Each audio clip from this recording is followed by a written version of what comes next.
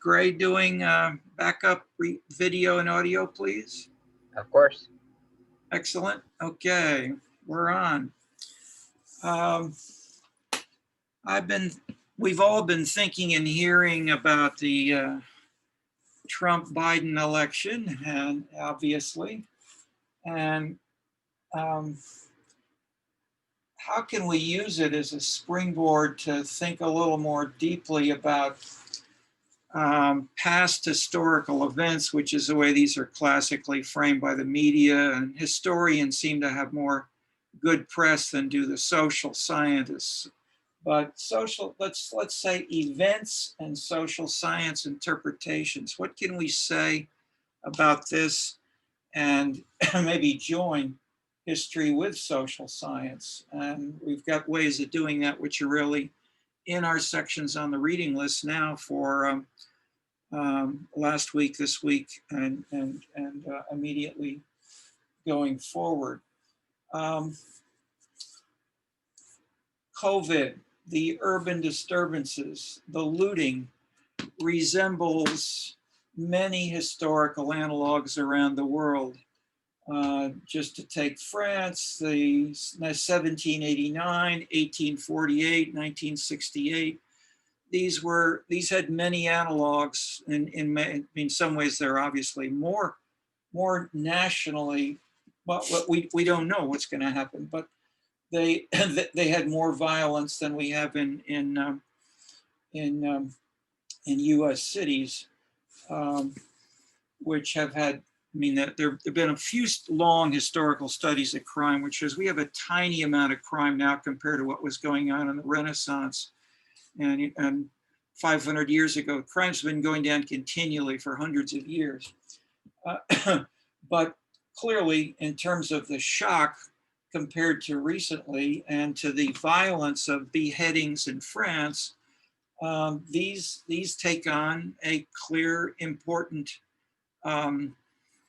context for dealing with issues like diversity, tolerance, populism, types of leadership, and challenge, I would say, for example, some of the, say, the Weberian three types we'll talk about. But let's, the closest to some of these leaders that we have, Trump, others in even France, but also, of course, Philippines, Brazil.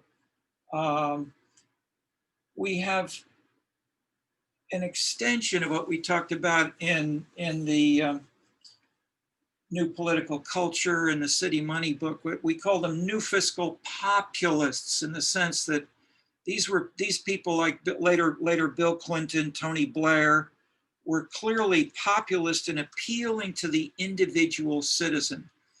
The big change which they marked in terms of the American context was they were not Tocquevillian. They were not using the civic groups the way Tocqueville described as the quintessence, the core foundation of American democracy, or maybe Western general democracy, was to have people join with one another in a small manner, like extracurricular activities. You're supposed to do well in high school and then get admitted to good colleges because you were president of your sorority or your football team. I mean, think that model was refused by the French in the 19th century. It was refused by Hitler, by Stalin. They wanted to have the leader reach past these civic groups to the individual citizens. So they destroyed the civic groups. This is best known, best visibly documented by, say, Stalin and Hitler, where they visibly destroyed, but so did the 19th century French in advocating them. I won't say both left and right, you have the same kind of pattern. The Republic, the image, the goal of the Republic in France was to build a strong state which really suppressed the nobility and the church and built up the secular lay citizen democracy, especially, I'd say, treating everyone equally. Yes, there was some redistribution away from the aristocracy and the church, seizing their lands, their money, and so forth, and increasingly leftist governments from through the 19th century. And then this was taken to Russia, to Egypt, across all of Europe by Napoleon. And Napoleon was no Democrat, to be sure. He was called the emperor, but he was popular. Beethoven called one of his symphonies the Emperor. Hegel wrote about these related issues. So there's an interpenetration in intellectual life, political life, and theorizing, which these names illustrate, not to mention, or to mention Marx. And then Weber trying to go further with the three types. Okay, let us try to introduce a couple of, so I'm going to have three levels of discussion today. Some very general propositions, some middle level results and patterns, especially in US cities, and then some empirical findings and historical events and cases of individual cities and actors, all three. And I'm trying to play up the connections we can find and use between them to understand what's going on in the world. At least not everything, of course, but at least in some respects. If we look, just to start with a clear, specific example, the very first section of the course said leadership can really make a difference. And the classic type of sort of strong, centralized leadership, as in the daily political machine, or with Hitler, or with the with many others, versus a decentralized, more pluralistic, think of Dahl versus Hunter, pluralistic pattern where we have Tocqueville, competing churches, competing civic groups, unions, and so forth. That centralized versus decentralized pattern was then studied for years, growing out of lots of different, flowing out of many different patterns. But one simple generalization, just to link one more example we talked about last time, was New York versus Chicago. Chicago had no fiscal crisis. New York has had a series of fiscal crises. New York is more decentralized as a city.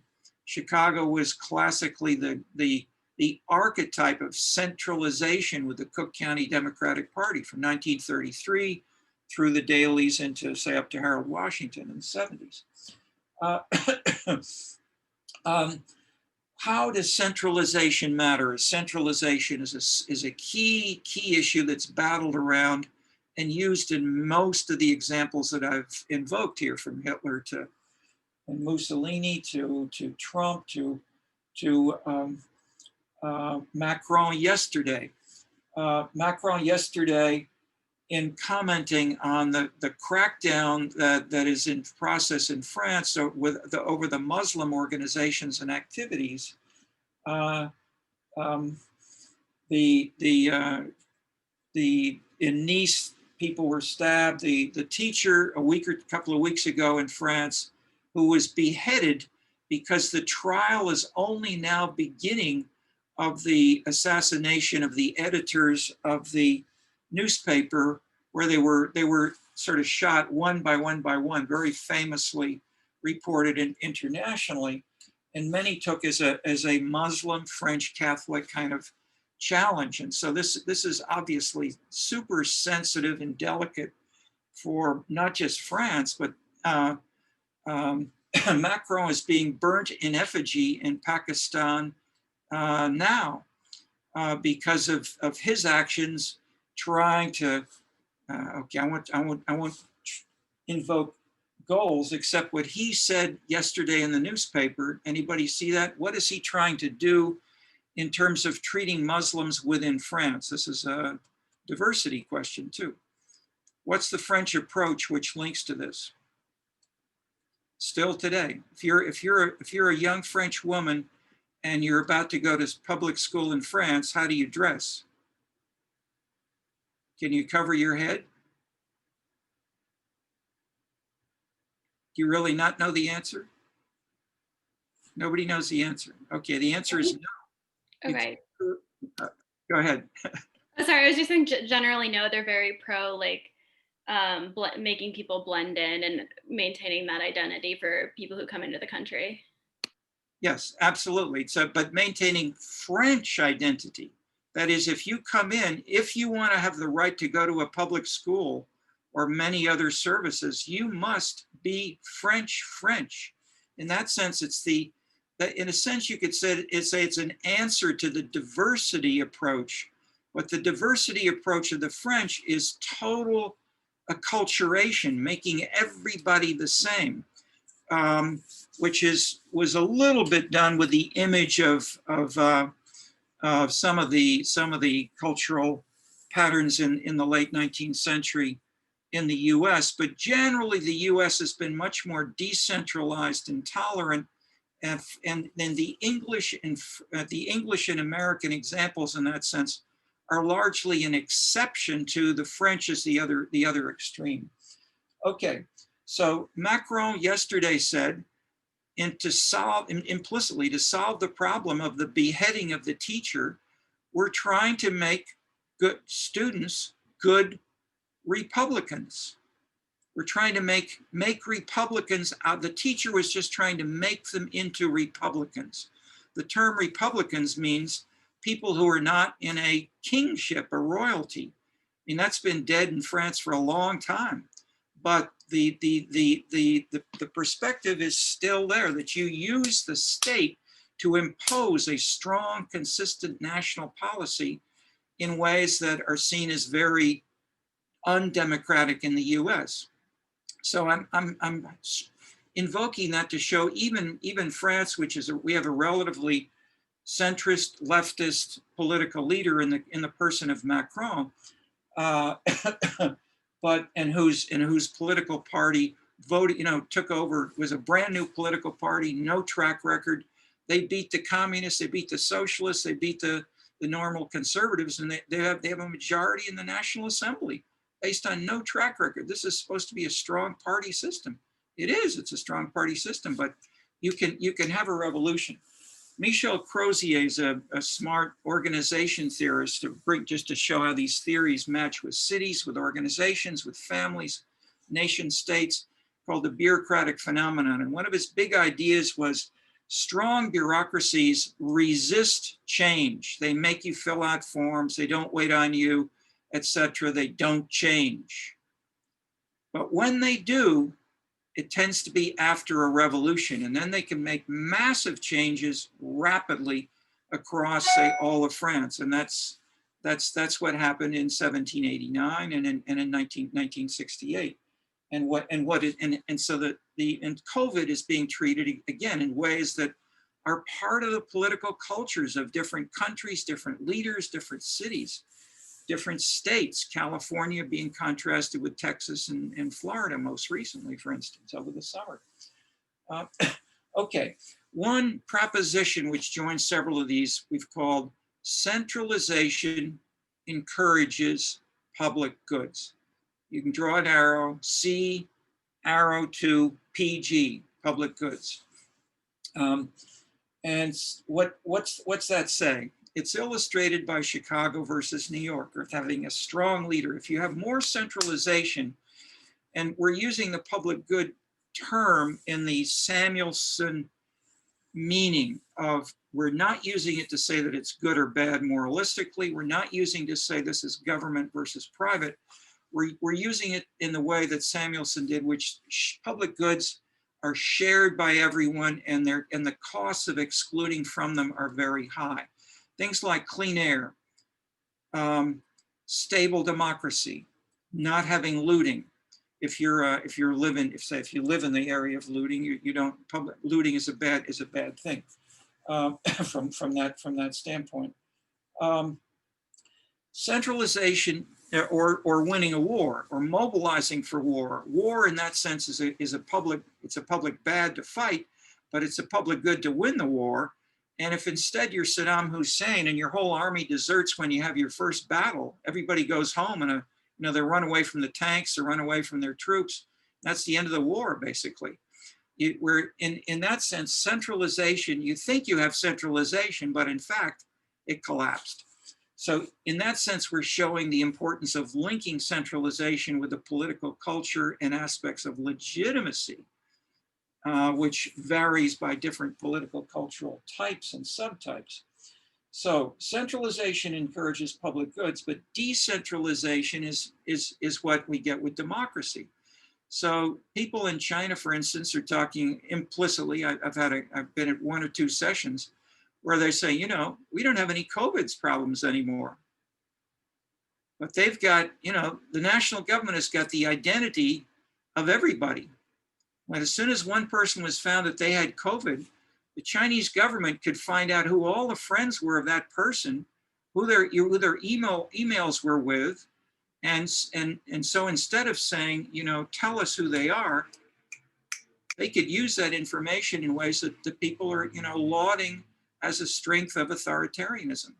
So I'm not saying these are good or bad. That clearly they're trade-offs, but in terms of the proposition, centralization encourages public goods in ways that decentralization tends to do the opposite, is the general idea. This is the same idea as Banfield, Esther Fuchs, Rowan Miranda. It's the SPO idea, strong party organization, which is the opposite of the Irish ethic in the sense of clientelist and higher spending, was the finding in the Rowan Miranda paper. Okay, so I'm bringing in these big concepts which are useful through all these examples. SPO as a form of leadership. That term wasn't introduced in the first section of the course by Denny Judd, but it was there, the same idea. Coherent leadership can get things done. You get more grants, you don't fight domestically, and so forth. Or Trump's term, law and order, in a sense, is a call for centralization versus having people being able to demonstrate. So many people attack Trump for walking across the street from the White House, with having going to that church where thousands of other people were protesting and others were watching and talking about it, et cetera, et cetera. So in that sense, these are bigger issues which have parallels elsewhere. Just mentioning briefly, what did other French and Russians do in the 19th century? I've mentioned the Napoleonic success. Hitler, Stalin, others into the 21st century, they have used and do use parades, including rewarding famous heroes like General Rommel by Hitler, Olympic Games, which the Russians took very seriously, Putin's domestic reputation. I mean, most people, including Putin, he's dealing with foreign policy to build domestic success, and it works. Is a simple point I'm making. I'm not saying it's good or bad, but when he was dealing with those pussy girls and gays who wanted more rights, etc., he lost a lot of popularity. But then along came the Olympics, and his linkages with the Middle East and Ukraine. Domestic popularity soared for Putin. So in that sense, the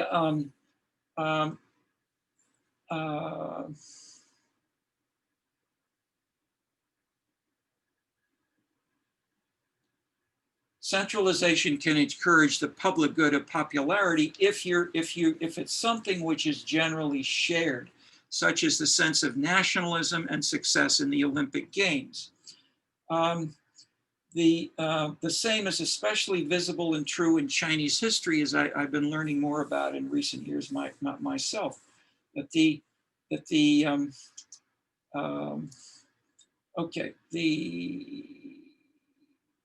Then let's link this now to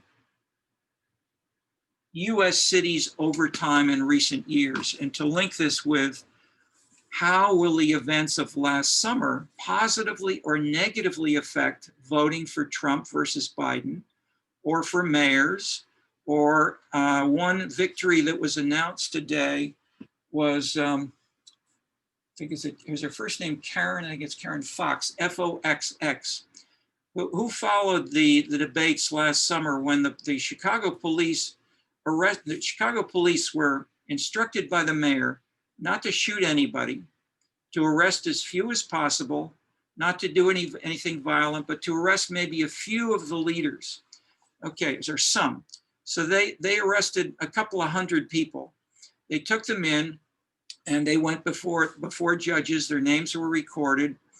And then basically they were virtually all released.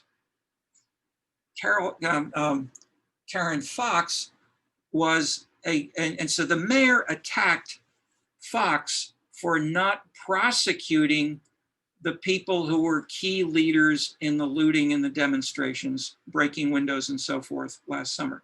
She was re-elected yesterday.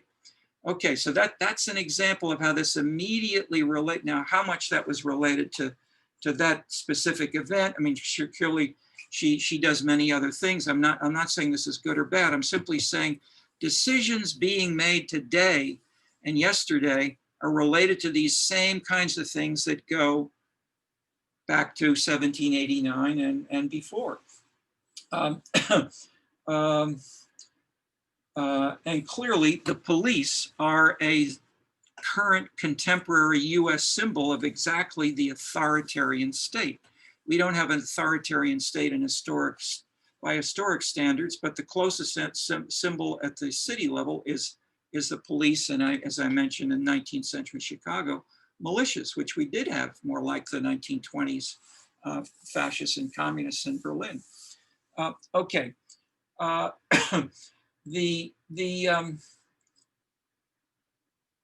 the other event just today, I heard an interview on National Public Radio. There's an interview with the film director. There's a film that's starting today called The Chicago Seven. This is the trial of the 1968 famous national leaders who came to Chicago during the Democratic Party convention. Abbie Hoffman, Tom Hayden, Black Panther leaders who protested in these 1968 demonstrations. And I was here, and my point is there are lots of parallels. And that's what the director is playing up, that it's being released right now because of the parallels between 68 in the US and in Western Europe and what's going on today. So how does this relate to any comparative urban cases? We discussed the case studies of Chicago and New York. If we look at those same issues more generally, as we did in a book called City Money on the reading list here, we had just to simplify in the main big findings, we had 3 time periods. This is also for people thinking in terms of how can we join social science with history. One contribution we made in that respect is to say, how can we go beyond periodization and not just give it the name of a leader like de Gaulle or Hitler or Trump, but how can we find patterns of decisions and where these things work?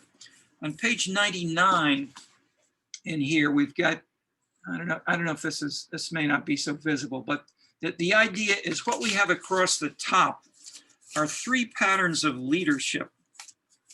3 patterns of change. We have changes of spending in 3, we have 3 periods, basically, or 3 periods and then 1 level. 1960 to 70, 70 to 74, and 74 to 77. Then we have the level per capita of spending across individual cities. I think we had 62 here, either 51 or 62. Down the side, we have the factors explaining these, at least these are, what are the factors increasing or decreasing spending? The bottom line is that many of these, okay, let me read the factors down the left and ask you if you would imagine that these, why and how would you imagine these things would lead to more spending and why? Down the left, we have the size of the middle class sector. This is simply people above these are basically non-whites. Sorry, not non-whites. These are non-poor. So people who, okay, there we go. Somebody brought it right up. That's perfect. Okay, so number one, middle class sector size. Number two, black sector size. Number three, index of functional, three is just the responsibilities of the local government, such as New York was responsible for social welfare and hospitals and schools, Chicago and LA were not. Fourth, activities of municipal employees. And they were striking. 1968, there were demonstrations in front of city halls. You had municipal employees wanted to unionize. We'll talk a little more about that. Ethnic political groups, Irish in the lead, inside and outside City Hall. Political leaders' spending preferences times their resources, and then wealth, the measure of city wealth. Okay, the simple story of this is to look at almost all these things are zero, except for, that is, the local dynamic processes of organized activity of municipal employees is zero in all the periods except for the level. That is, places with more organization had, oops, yeah, okay, well, that may be, no, I think, no, we're a line off. Yeah, oh, no, it's zero in all. The Irish increased the level of spending. That's 1, 2, 3, 4, 5. The plus there. The simple big story is that only if we look at the second column, only from 70 to 74 did mayors' preferences make a difference. Trump is talking all the time. I did this. I went to Kenosha. We sent them in the as soon as we came in, and I don't want to exaggerate, but leaders are claiming credit or assigning blame to each other for doing things when in fact there are lots of other things going on. And what this suggests is that most of these mayors, most of the time, whatever their general spending preferences were insignificant in affecting the level of spending in their own cities. Harold Washington was explicit about this when he was interviewed, and he said, you know, that boor in the White House, Ronald Reagan, is I can't do anything at the city level. I can't spend the way we would like to have because the federal government is so conservative under Ronald Reagan. Coleman Young, mayor of Detroit, came to Chicago, and he was here just a couple of weeks after Reagan was elected. The room 122 in the social science building, the biggest room there, filled with students, standing room only in all the halls and so forth. He pointed to the audience and said, "You, what did you do? You elected prune face," as if the USC faculty and students were strong supporters of Reagan, which they obviously were not. But he was making his rhetorical point to say, I mean, I can't get the support from Washington that I did previously, and I'm angry about it. So the African-American high-spending mayors felt so constrained that they could not implement their own preferences. And they said this explicitly in the kinds of statements I'm quoting you from Harold Washington and Coleman Young, which are quoted and elaborated here and in the New Political Culture book. So why? What theory can we use which links all these things I've been talking about together? We have three things we discussed at the beginning of the book, and then we can link these to I'm going back and forth among these three levels, as I'm saying: the big theory, the event, the middle level propositions and institutions, and the events and findings. Okay, the three theories. Anybody remember this from looking at any of the section in the first? Okay. Why might 60, the period shown there is 70 to 74, that was for spending. So if the city government was spending more in um,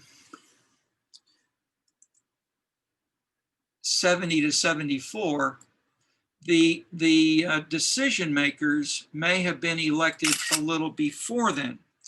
And so I'm pointing out that in 1968 was in fact the critical events, but that these did not show up for some purposes until a few years later.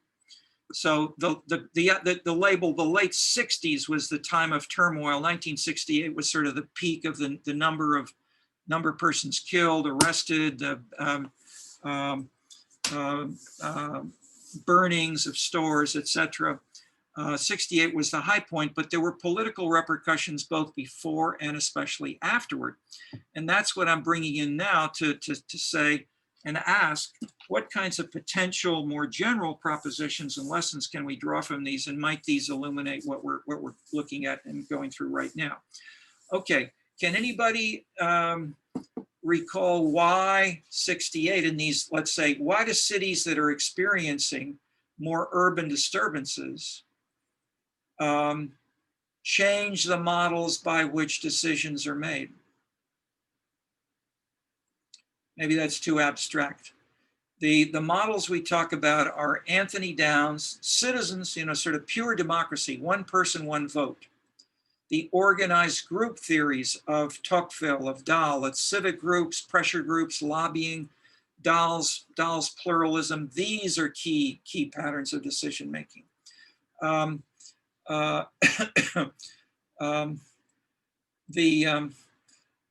If we just stay with those, why might we have a more populist, more citizen-oriented leader and decision-making outcomes versus another pattern where the leader matters more?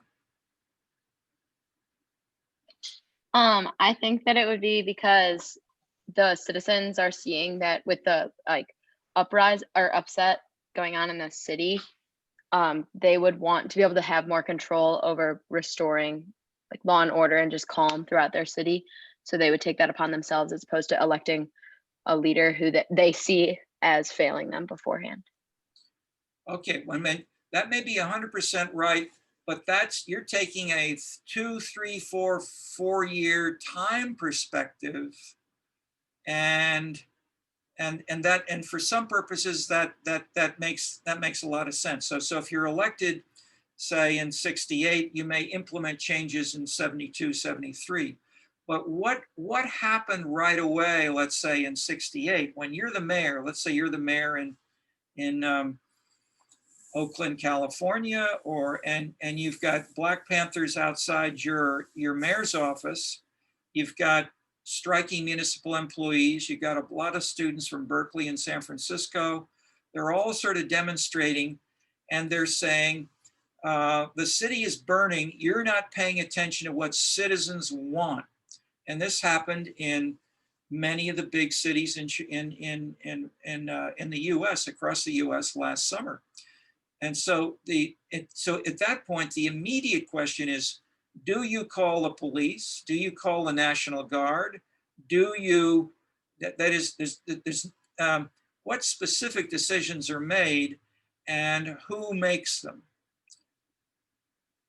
Short term, and this also fits with C. Wright Mills's book on the power elite. I mean, the only decisions he talked about were military invasion from China and Taiwan. And the answer is the top leader, the mayor. The mayor's got to make decisions fast. Do we arrest people? How much? Do we tell the police they can't shoot anybody? We can tell them they can't even use tasers. They can't arrest people, or they can only arrest certain people. Or do we say, restore law and order at all costs, call in the National Guard, bring in thousands of troops, and threaten with tear gas? No tear gas was used in Chicago. In Portland, Oregon, the mayor was tear gassed because the mayor was demonstrating with the demonstrators when the state level police and others were using tear gas. So there were big national differences across US cities. And I won't even talk about Texas or Waco. Okay. So so short term and what that table showed with the plus sign only in that middle period, the plus sign was for the mayor's preferences. The simple point I'm making is that night when you've got to make a decision, the mayor's preferences matter, and you don't have time to do a referendum, to talk to all the city council and to figure out who wants what and how much.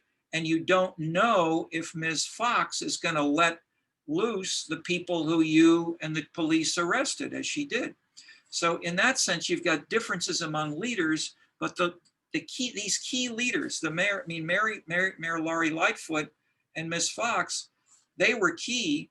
And what did that in turn lead the police to do in Chicago? We got Mary, you're our Chicago official spokesperson. You know what did the police union basically do?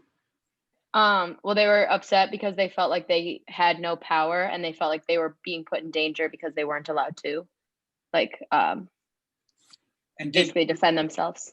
Did they call for help to anybody? Didn't they reach out? Didn't they want the National Guard to come in? The police union They sure did? did. I mean, they immediately contacted President Trump and they said, this Chicago is out of control.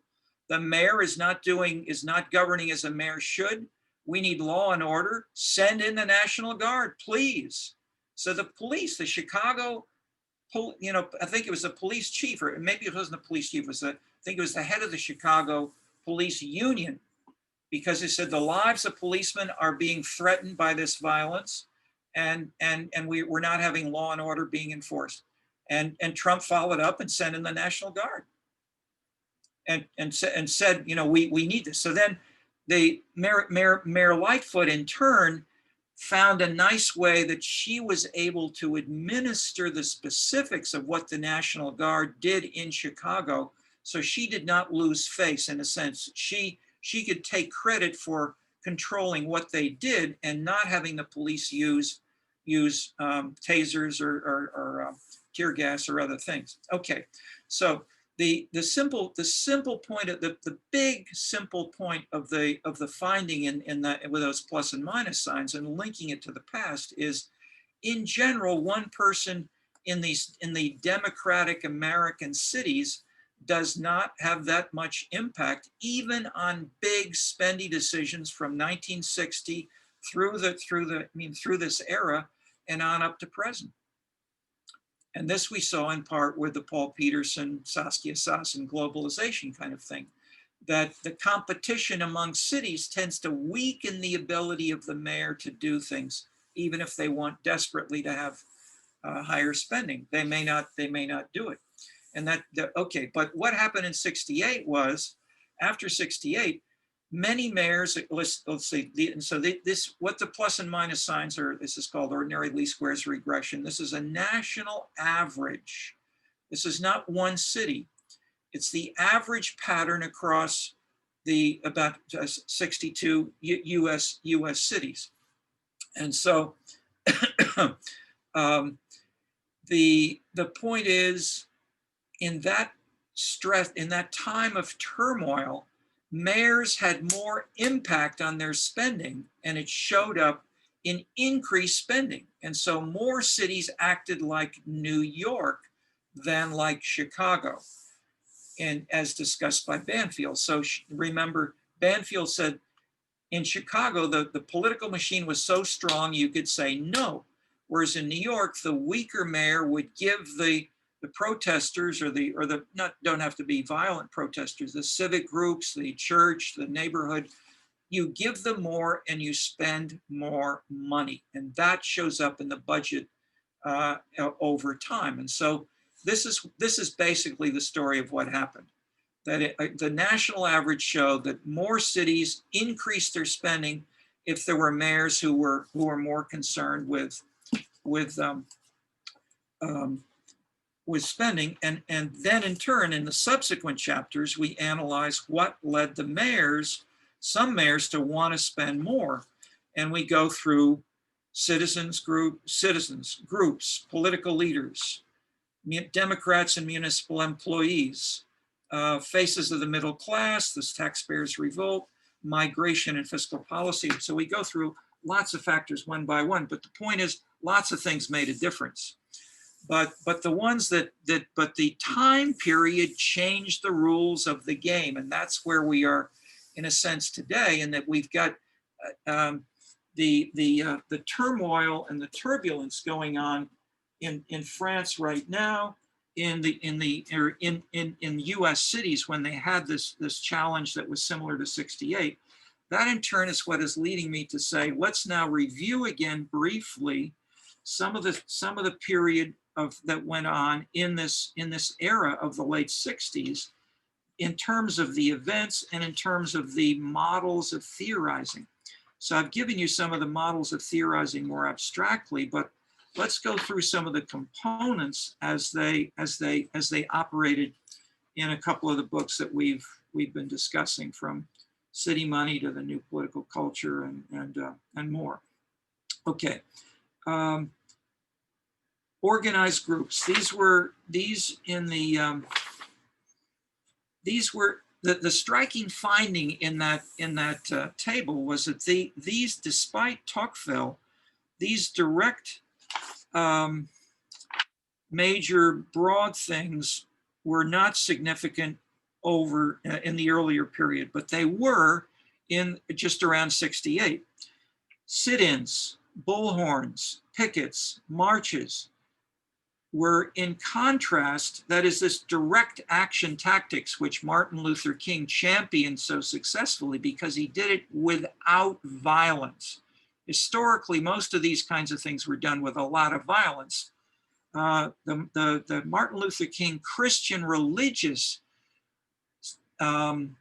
brilliant combination was to join religion, moralism, the Bible, with the moralistic position of discrimination against African Americans, with the lack of violence in the sense of having peaceful demonstrations. So the sit-in was created at this point by Martin Luther King and others. So you could sit in a delicatessen or a restaurant and wait to be waited on, and the restaurant would not wait on people with black faces. And so the sit-in was a visible demonstration of racial discrimination, which, when you get that on television, was very powerful stuff in California and Oregon. So the national government voted to outlaw this kind of stuff. Okay, 1965 Rights Act. Okay, so the organized groups, one factor, and how they changed over time is what I'm invoking with that.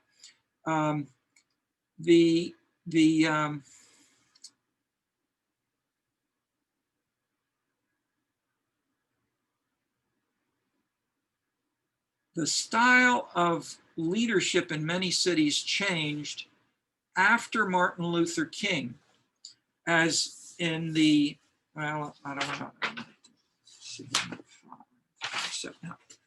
Let me go back here.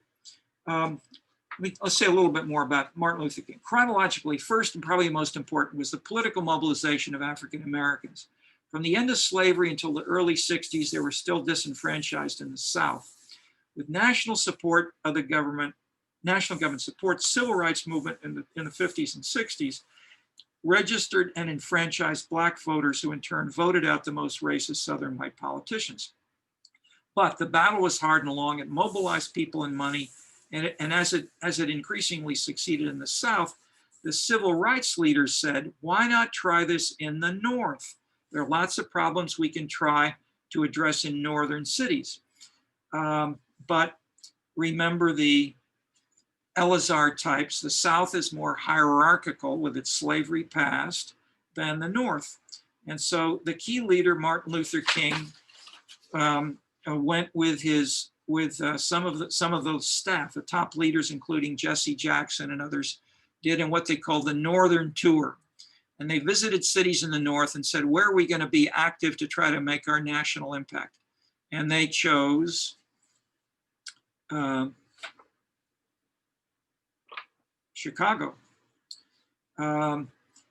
Listen to this cultural flavor from Dorothy Tillman, famous alderman, lady with the big hats. She carried her gun in her purse in city council meetings, Democratic Party committeeman from Harold Washington's old Third Ward.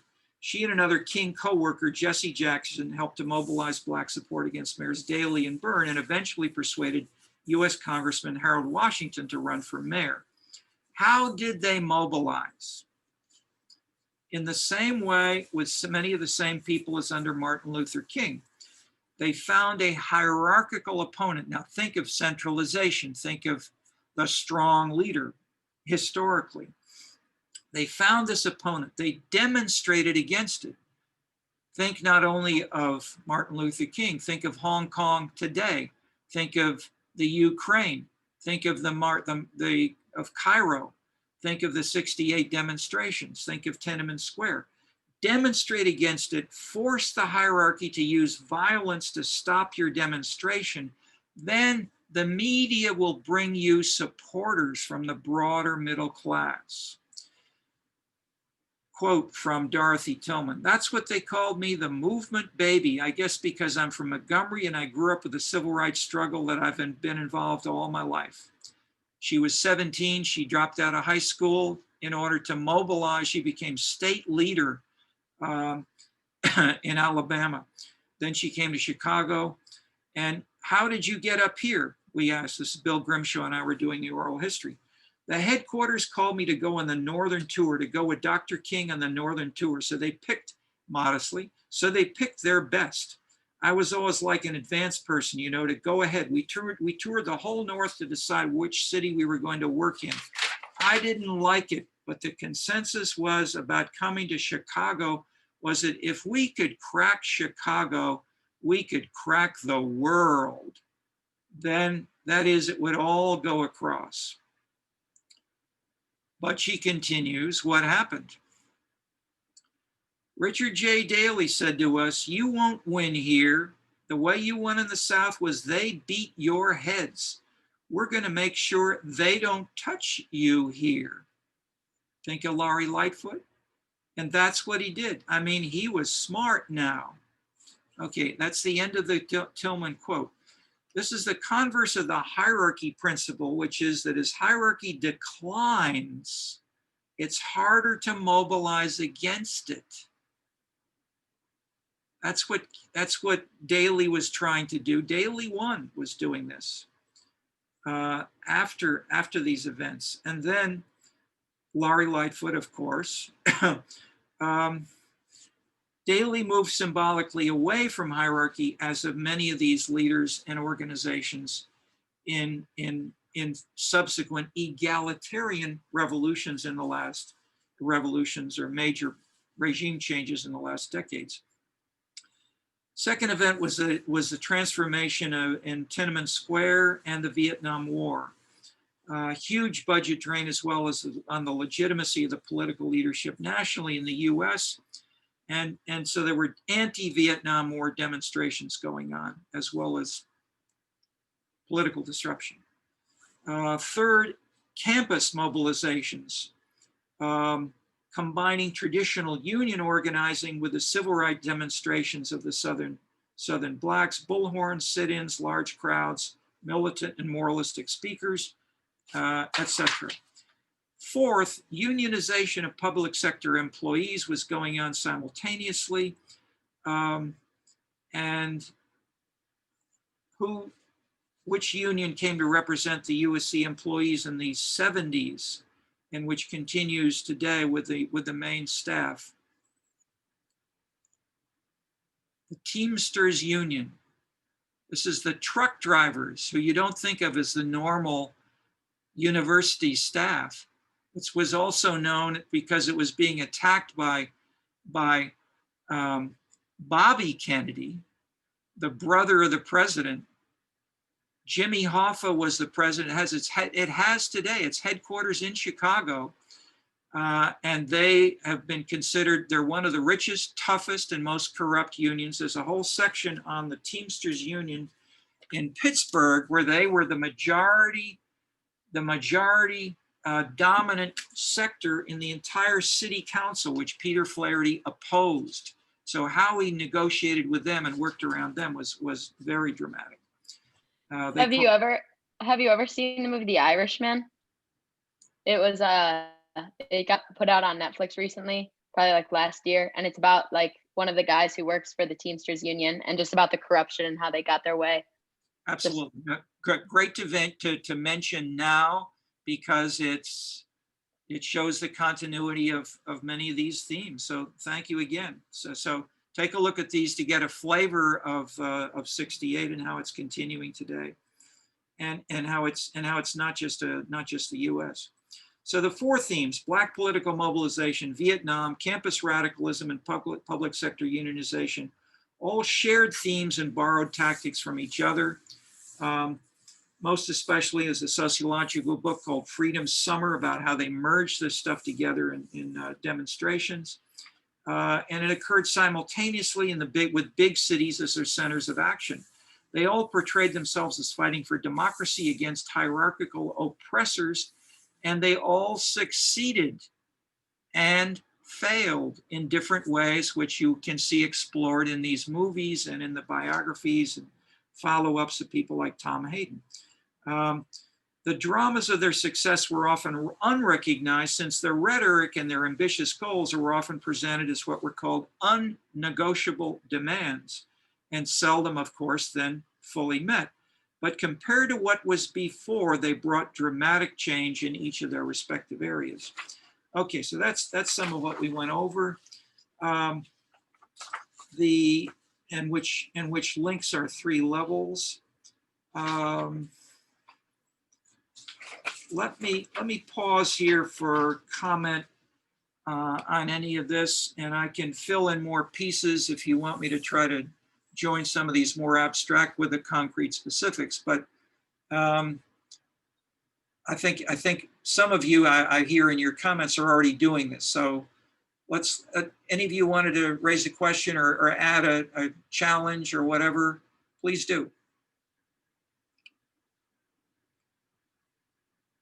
Turn on you got to unmute your mic. This is, Can you not hear me? Oh, okay, yeah, now it's working. This is Sky Davis. Yeah, go ahead. Yeah, I heard you for a second there. can you hear me now? Yeah, okay, that's working. Good, go ahead. So when you were talking about like the decentralization like in Chicago and how the mayor like didn't have a lot of power regarding like the protests and stuff, do you think that having a centralization in Chicago would, I guess, quell violence more in like cities than decentralization? Well, the classic examples, the simple answer in the huge number of books on Chicago and New York is that Chicago, up at least until Harold Washington was elected, was the classic city with a strong party, the Cook County Democratic Party machine, so-called.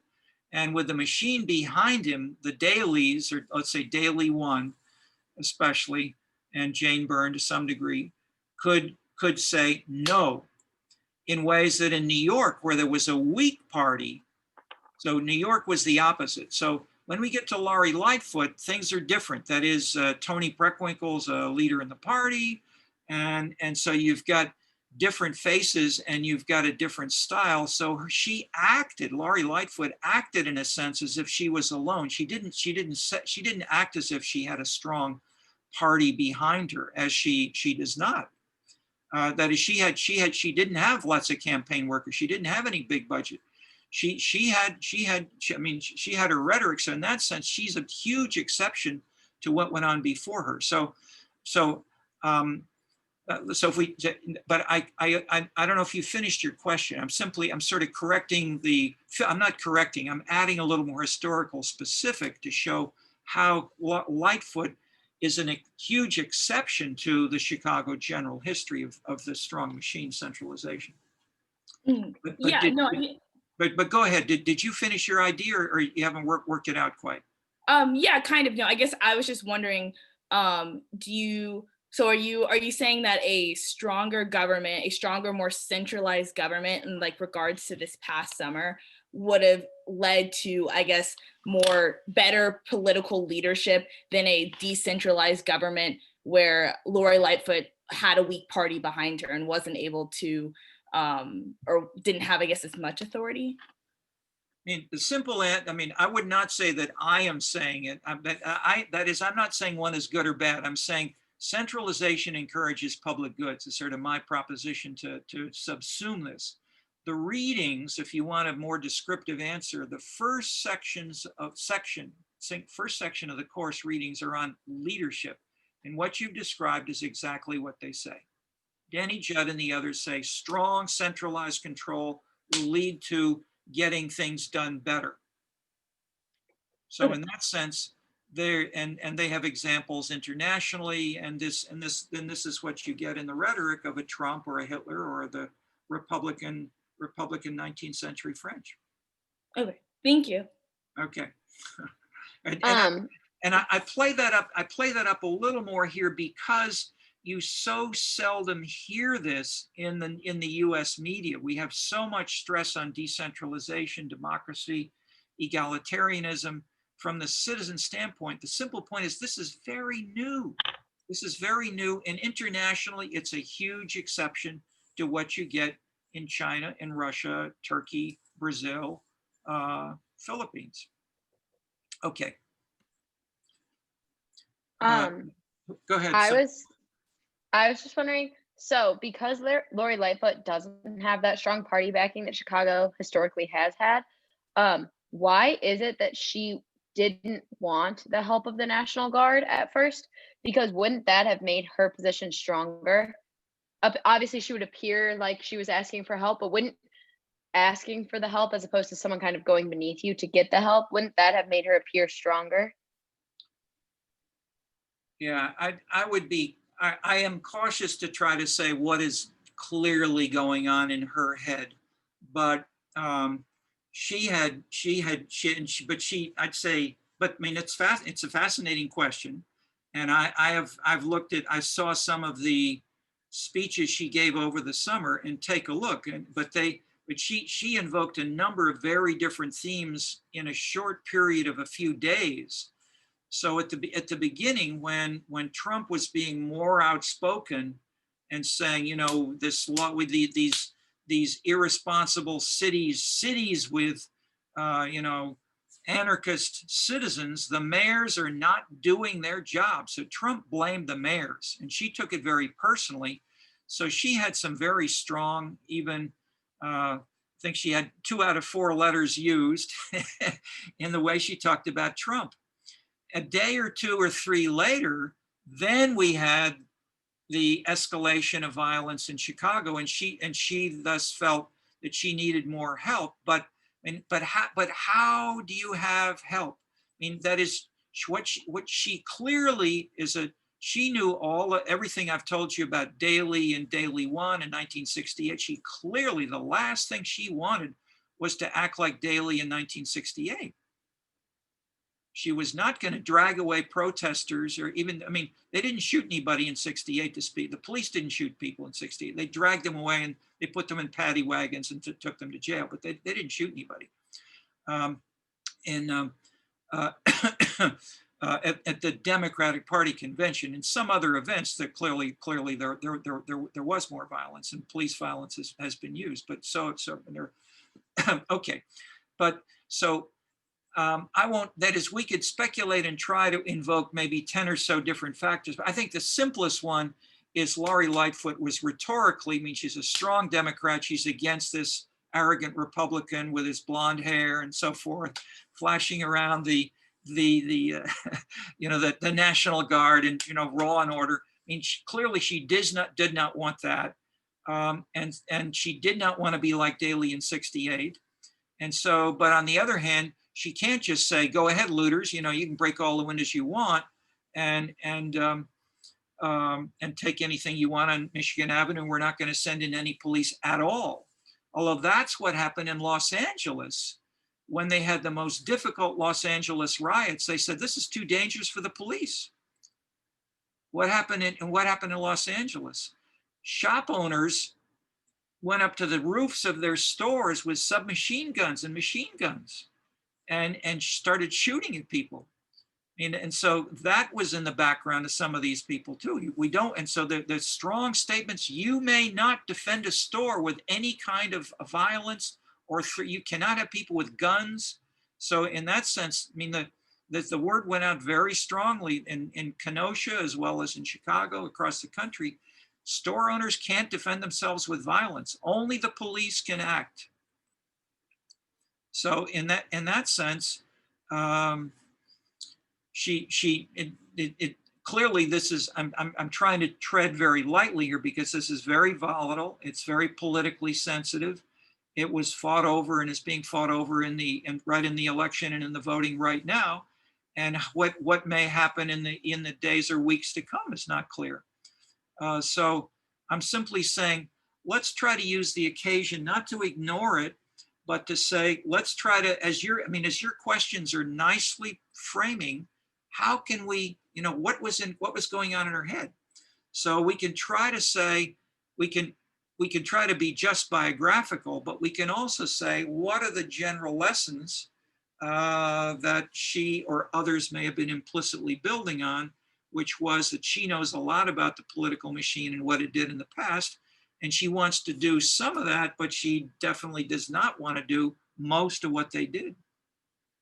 So that is, I would say stylistically, she was more close to where her heart was probably, I don't know where her heart is for sure, but her style, let's say her political cultural style was closer to the Chicago 7, who you can see, going on trial, that is the demonstrators who were dragged away by the police in '68.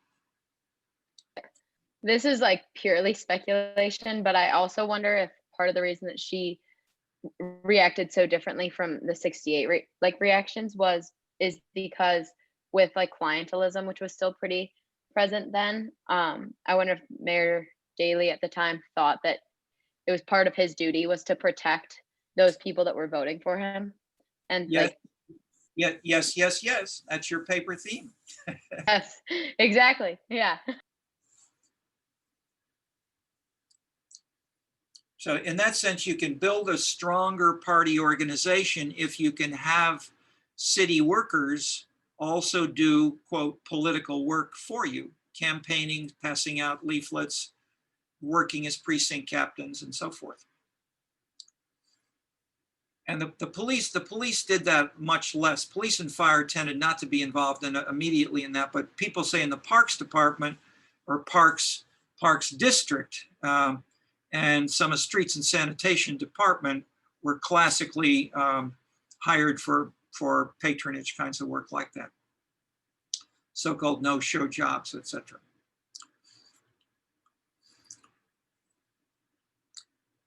Other comments or questions? Good, I mean, these are all excellent points you're all bringing up. Anybody have an international or historical question? Andy, anything from the Middle East? Or you're also working on comparing American cities from anything that...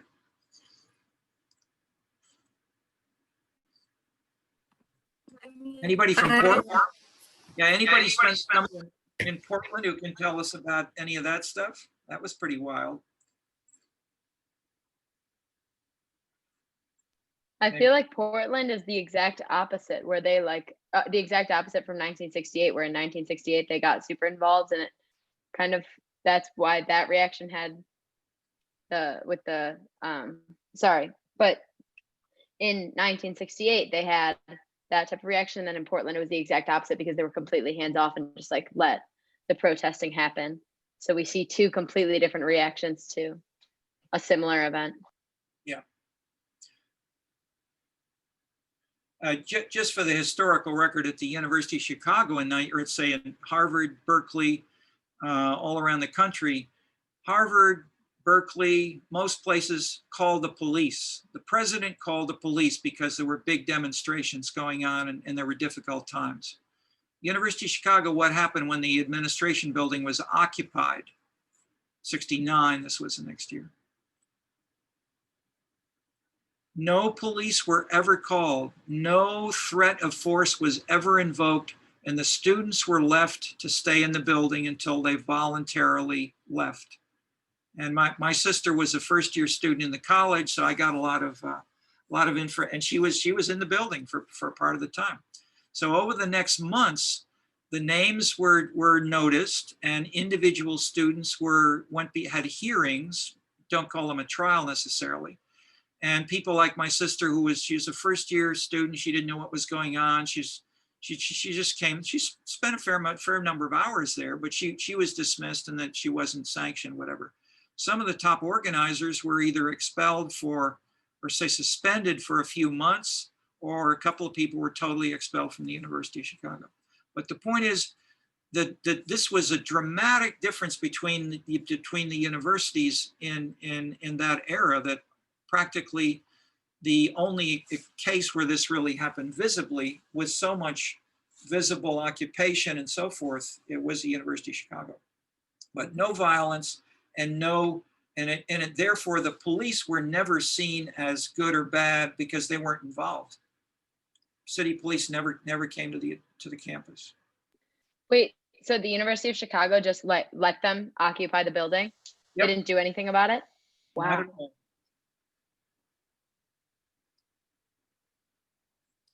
I think it's also, I think it's also really interesting, like, to think about how, like, what people are protesting influences like decision making and things. So like, obviously over the summer, a lot of the protests were about police brutality, and so getting the police involved in a lot of cases just made things worse. And if the police were showed excessive force, it made the entire situation worse and almost like proved the protesters right. Versus if, you know, people were protesting for animal rights or something completely different, you know, obviously police intervention could still be shown in a bad light, but I don't think police getting involved would be seen as poorly as it would be, because you're not, you know, protesting directly police, you're protesting animal rights, and then the police get involved. And I think that's like a huge decision making factor that, you know, like Lori Lightfoot had to think about when deciding what to do. Absolutely. Now these are all good points for sure. But I'm also, but the comparisons either over time in the same city, like the Machine of Daley in '68, Lori Lightfoot last 2020, or then in Portland, and then flashing back to how the university, of course, was not the city government at all. The university in that same period was much more egalitarian. So the first year students were left the right to go into the administration building and not have the police called, in ways that if you were a student at Berkeley or Harvard or other places, I mean, the police would come in, they beat people up and et cetera, et cetera. And it totally alienated many of the faculty, the junior faculty and who are now senior faculty all around the country. They still harbor a lot of antagonism because of those '68 events.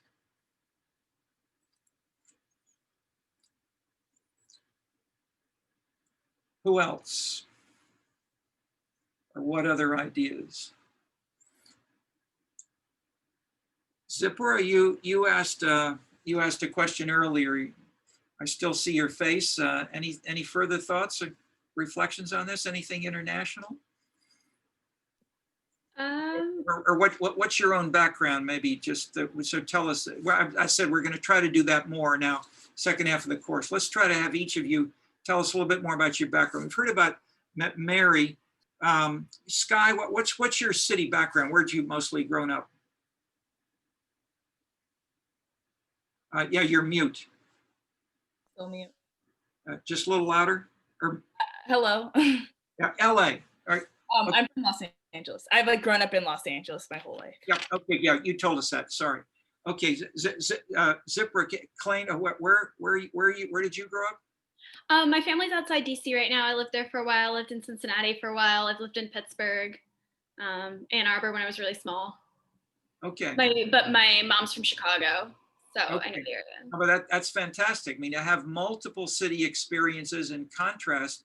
Any thoughts on the differences in the ways that these have led you to ask different questions, or maybe think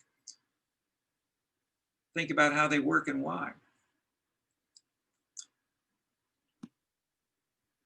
Not specifically, because I think like I've never like I live in the suburbs of DC, so it's been less of like an urban policy experience, especially with DC. Like it's so focused on the national government that it's interesting to sort of think of it on a city level. And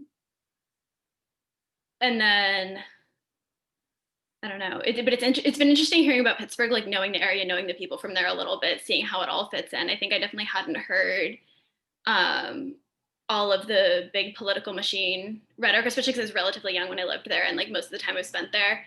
Um, but I can definitely feel like I see that fitting in with the culture. I don't know. No, absolutely.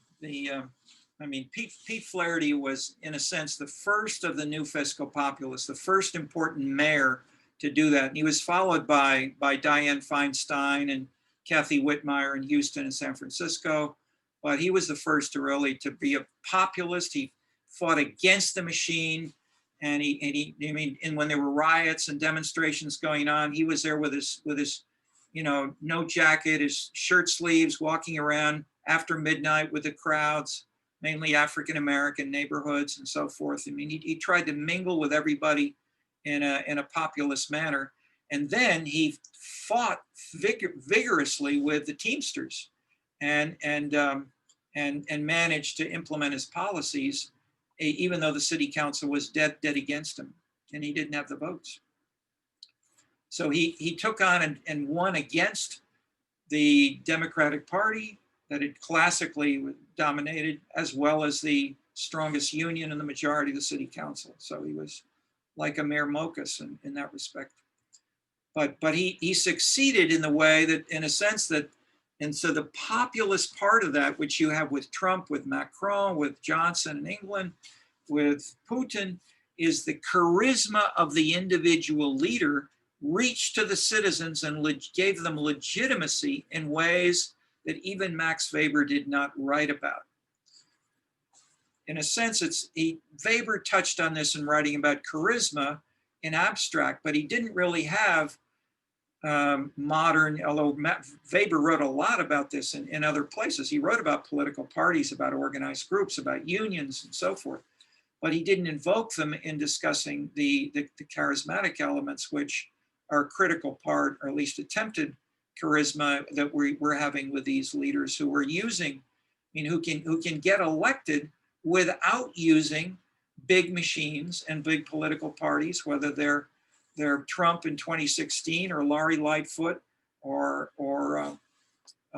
others. And that's what shocked even someone as smart as Toni Preckwinkle. And told you about her problems with.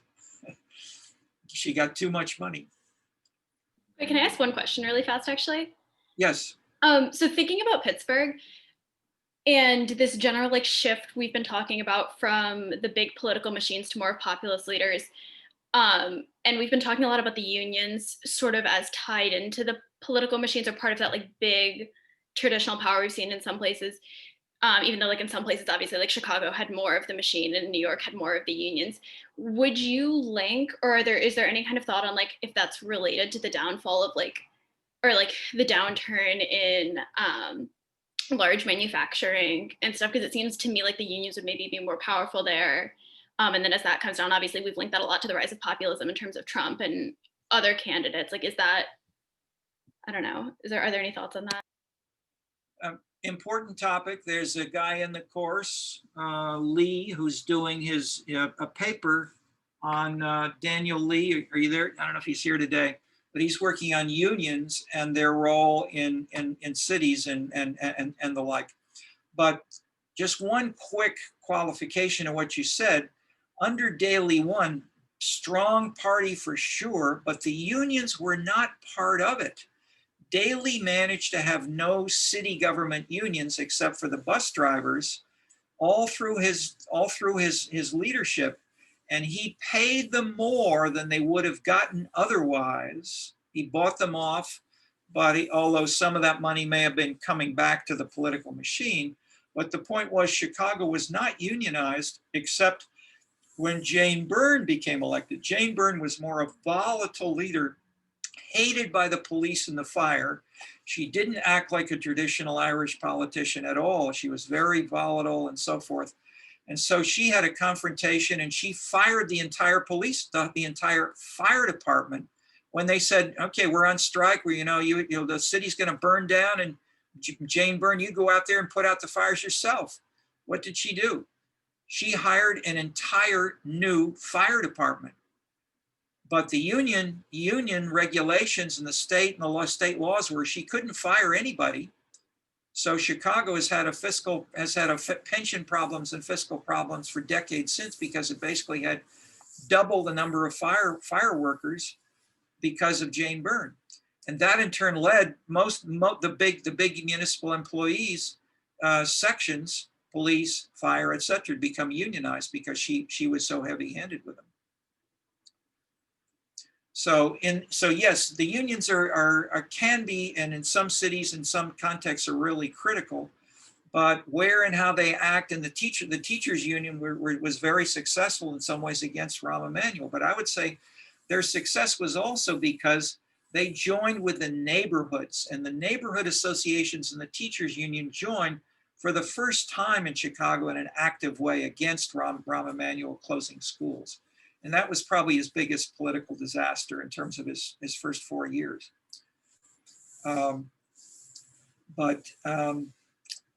We are at the end of our time. Thank you for good questions, good discussion, and we'll look forward to more on next Monday.